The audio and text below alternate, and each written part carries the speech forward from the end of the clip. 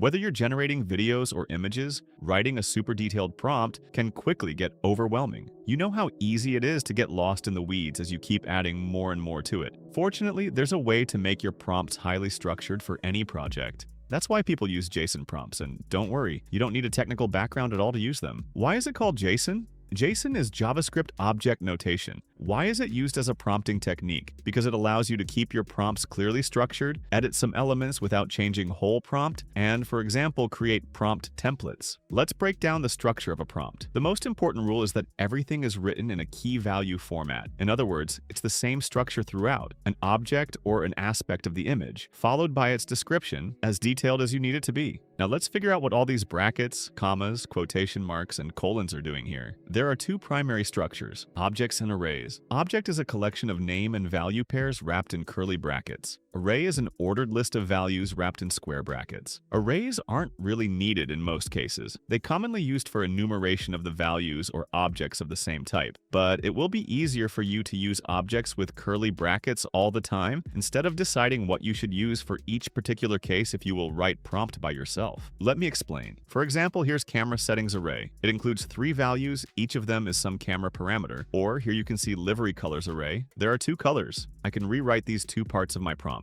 So I can turn this livery colors array into simple key value pair. These separate color descriptions can be merged into one value just like this. The same thing with camera specs, but in this case I'm going to turn each value of the array into key value pair. The structure of the prompt becomes even more clear as for me. And here's the result, it still looks nice.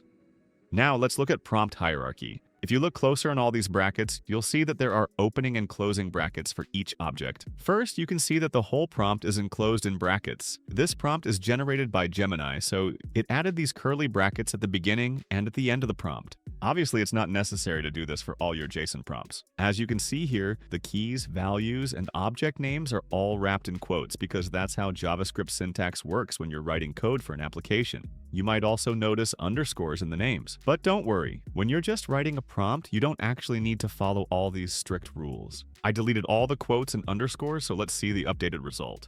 As you can see, it still looks nice.